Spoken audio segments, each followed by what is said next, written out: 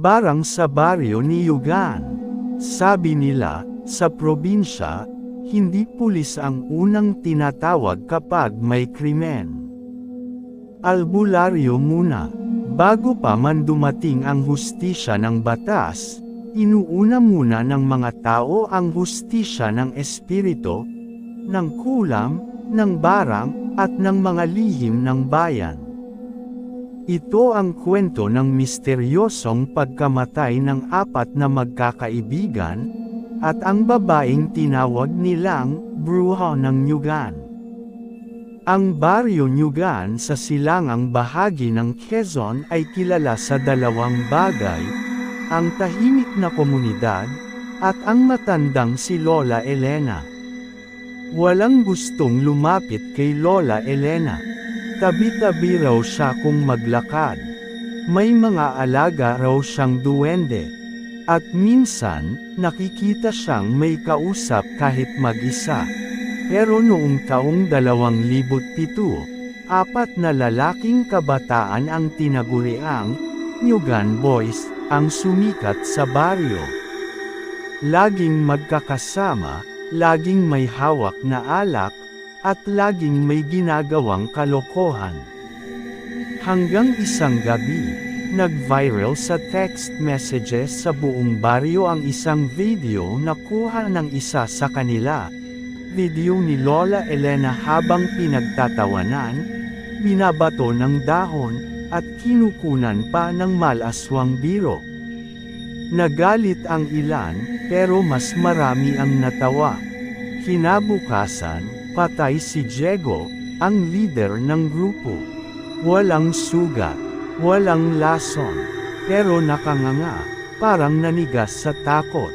Sa tabi ng katawan niya, may tuyong buntot ng palaka. Sumunod ang ikalawa, si Jope. Inatake raw habang natutulog, pero ayon sa doktor, malusog ang puso niya. Sa ilalim ng kanyang kama, may garapon na may lamang buhok at kuko, hindi kanya. Pangatlo si Marlo. Nawala ng 2 araw. Nakita sa paanan ng punong niyog, nakasabit sa sanga, parang pinilit isabit.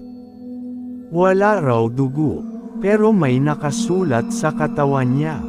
Ang bibig na naglalabas ng kasamaan, tatahimak sa lupa. Isa na lang ang natira, si Elvon. Hindi na siya lumalabas ng bahay. Balisa, paulit-ulit na sumisigaw na, hindi ako ang nag-upload. Pero isang gabi, tumakbo siya papunta sa bahay ng albularyong si Mang Victor. Umiiyak, nanginginig, at paulit-ulit na sinasabi, "Tama na, tama na, aamin ako." Tinatawas siya, at ayon kay Mang Victor, hindi kulam ang meron kay Elvon, kundi isang pagsapi ng galit. Galit na pinapakain ng kahihiyan. Galit na itinapon ng isang matandang tinuwanan. Hindi raw ganti ang pinanggagalingan nito, kundi pagtawag sa mga nilalang ng ilalim para maningil sa ngalan ng dangal. Namatay rin si Elvon matapos ang 3 araw. Duguan ang bibig, parang sinubukang alisin ang sariling dila. At si Lola Elena, na-stroke makalipas ang 1 linggo. Hindi na nakapagsalita. Pero sa kanyang luma at kupas na mesa, may nakitang kwaderno ng mga pangalan. 4. Diego, Jope, Marlo, Elvon.